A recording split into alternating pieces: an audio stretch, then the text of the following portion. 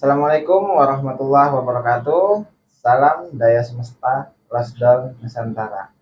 Oke teman-teman, puji Gusti, kali ini kita kedatangan tamu agung, yaitu seorang spiritualis yang mana beliau sudah sangat senior lah dalam laku perjalanan spiritualnya hingga beliau sampai ke tempat tauhid ini.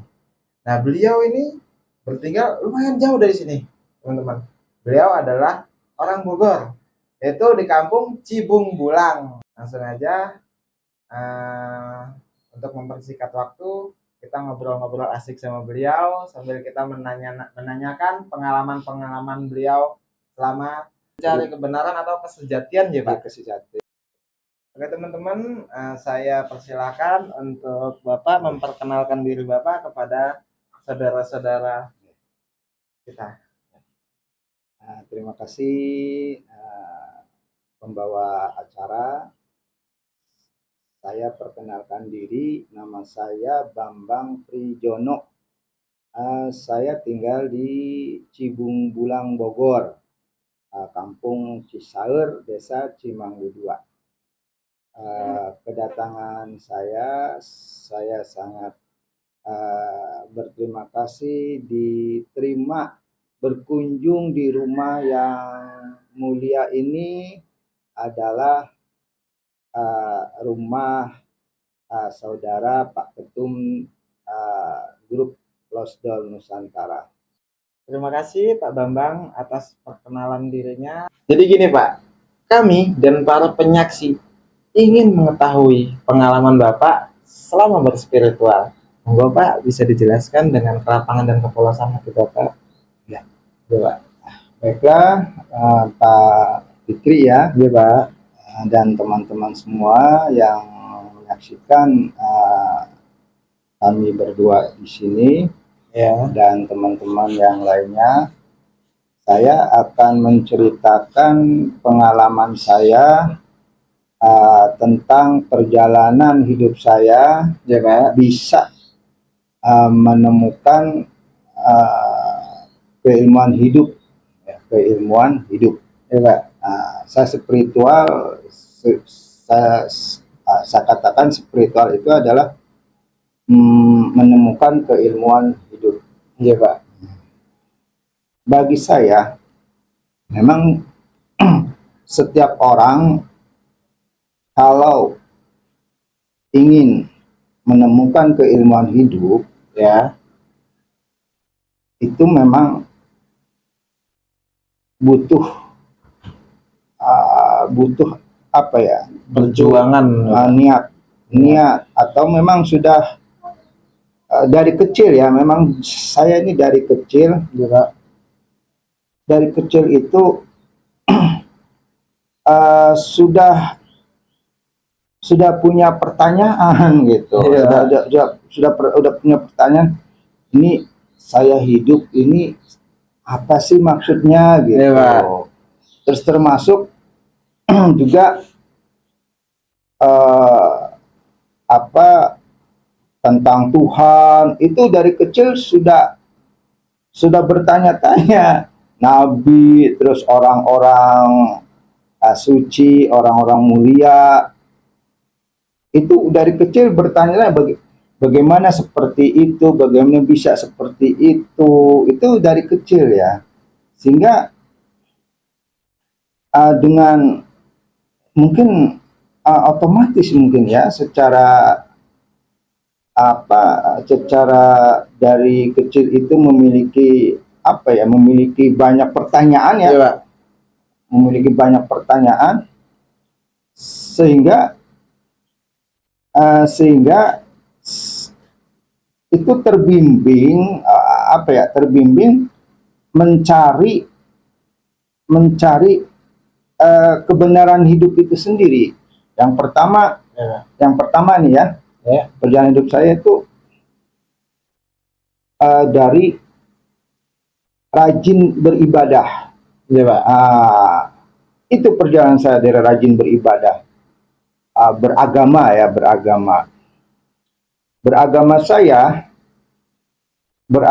itu dari kelas 5 SD. Saya mengulik rukun Islam, rajin beribadah dari kelas 5 SD. Saya baca-baca buku itu sendiri, nggak ada yang ngajarin tuh. SD, kelas 5 SD, sehingga saya bisa sholat, bisa puasa itu dari buku. Terus SMP itu saya diajak teman pesantren. Ya, ikut pesantren. Pesantrennya lupa lagi, di Cakung itu, Jakarta Timur. SMP ya. Di samping saya juga rajin belajar. Jadi hidup saya cuma rajin belajar dan berdoa, beribadah, mengikuti ajaran-ajaran agama itu. SPG masih dalam beragama, ya, syariat saya kuat banget. Nah, ketika tahun 93, tapi sebelum ketemu orang Ma'rifat tahun 93 itu, sebelum ketemu itu 9 berapa ya? 93. Sebelum 93 itu 92-nya itu saya malam Ramadan, itu persis malam Ramadan, saya nikmat banget ibadah ya. Sholat sholat taraweh, terus ngaji, setelah itu zikir, itu nikmat banget. Saking nikmatnya keluar kata-kata saya, kalau seandainya ada ibadah yang lebih baik dari ini, saya tinggalkan syariat ini. Tahun 93 ketemu orang Ma'rifat. Nah, panjang cerita saya. 93 ketemu orang Ma'rifat. Terus dia ternyata Islam itu persepsinya itu berbeda dengan syariat. Kalau syariat itu cuma rajin beribadah. Iya, kalau Ma'rifat itu keilmuan, nilai-nilai ibadah, nilai-nilai ibadahnya, nilai-nilai ibadahnya itu Ma'rifat. Nah, di situ bergejolak. Karena saya orangnya temperamental, ternyata Islam itu adalah membawa makna dan nilai hidup. Membawa makna dan nilai hidup. Kalau syariat itu simbol dan taklid, hanya taklid.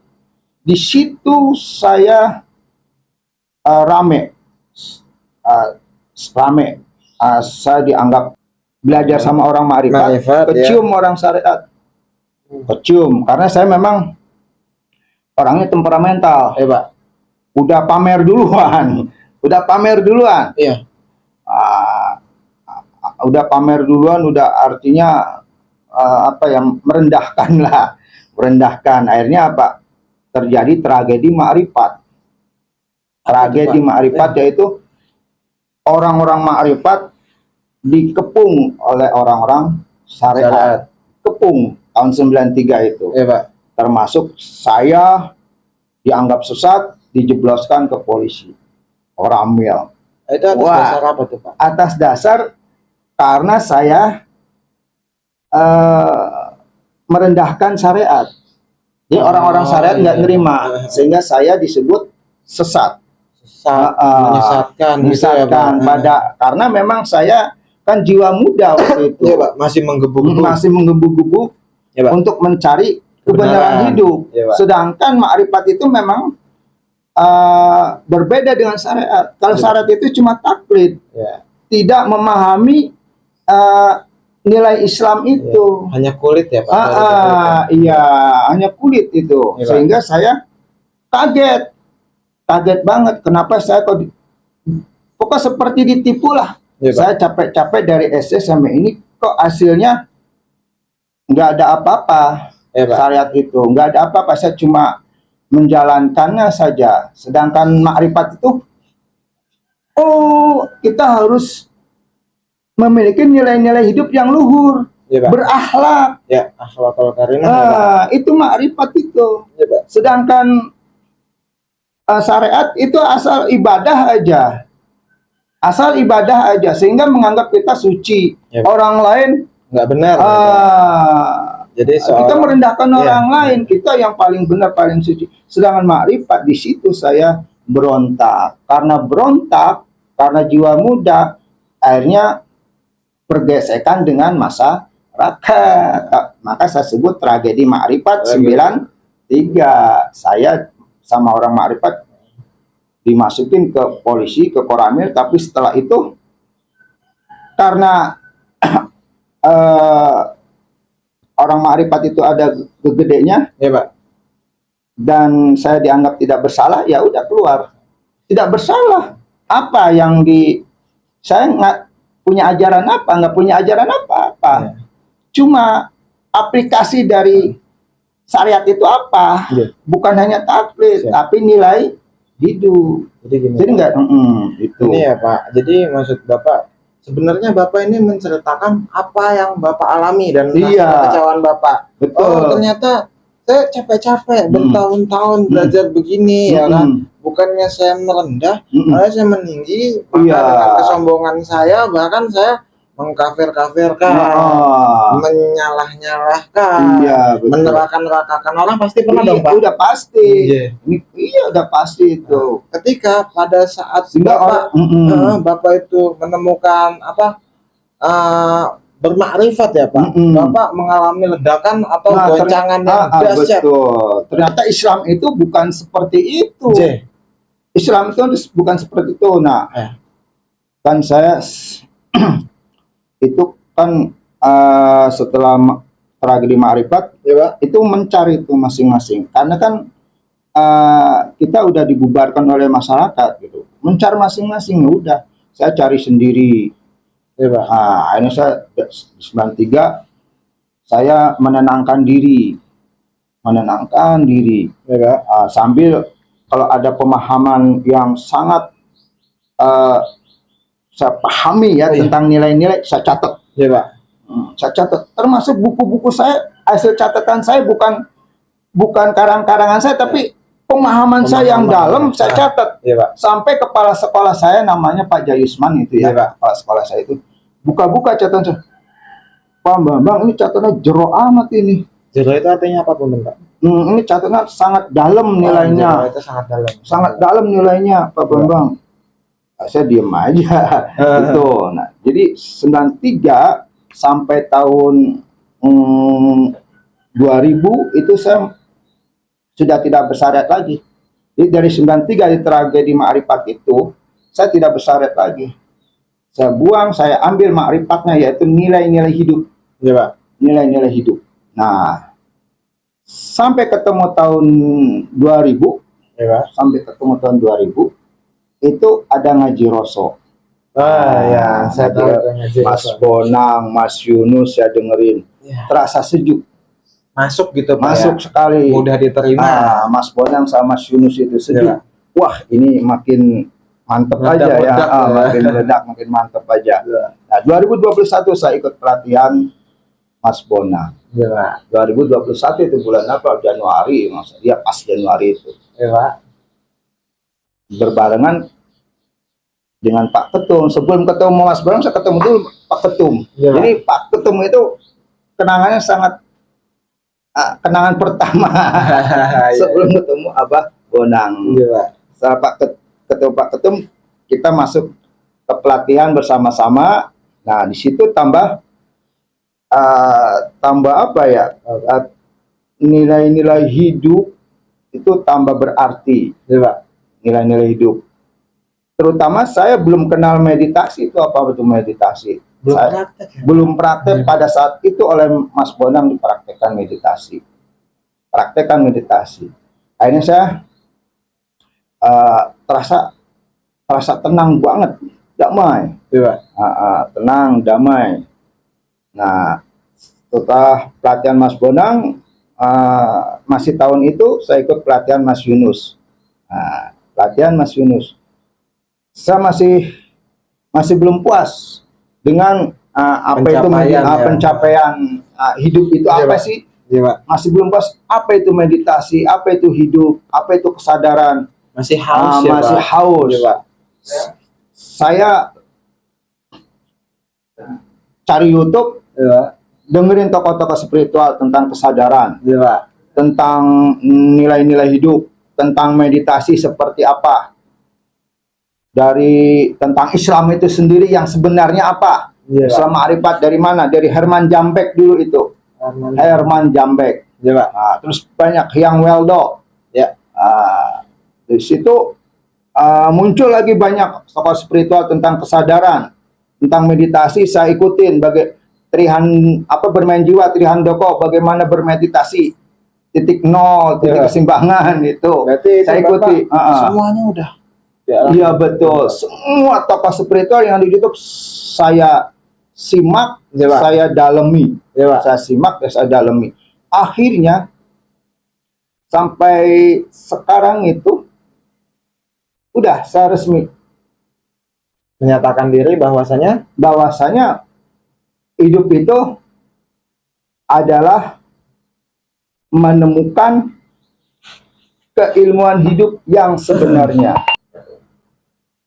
ya, terima kasih Pak Bambang atas pengalaman Bapak yang mana Bapak telah bersedia untuk menceritakan kepada sahabat penyaksi pengalaman Bapak ini dari mulai syariat, terus bermakrifat, terus lalu menjiwai spiritualis ini. Oke teman-teman, dari pengalaman Pak Bambang ini bisa kita tarik kesimpulan bahwasanya Islam itu sangat luas. Jadi kita jangan mematok diri hanya sampai di syariatkah atau tarekatkah atau hakikat atau makrifat. Bahkan makrifat pun masih bisa kita lampaui dengan cara berspiritual. Itu teman-teman. Dalam kesadaran. Iya. Dan agama manapun itu sebenarnya nggak ada yang salah teman-teman. Selama kita ini apa? Ingat kunci kita Pancasila, ketuhanan yang Maha Esa. Berarti semua Tuhan itu sah. Gak ada yang salah teman-teman. Hanya persepsi kita aja yang membenarkan kita paling benar, kita paling benar, kita paling benar. Beginilah semua. Ingat, ketika kita ditanya jumlah kalian berapa, jawablah 1. Terima kasih Pak Bambang atas pengalaman yang Bapak ceritakan ini. Sangat bermanfaat sekali bagi kita para penyaksi di rumah. Ya. Mungkin para penyaksi kita cukupkan dulu video kita tentang pengalaman saudara kami ini Pak Bambang dalam melaku berspiritual. Saya selaku pembawa acara dari channel Daya Semesta Lasdal Nusantara pamit mohon undur diri. Salam Daya Semesta Lasdal Nusantara. Salam Rahayu Sagung Dumadi Merdeka!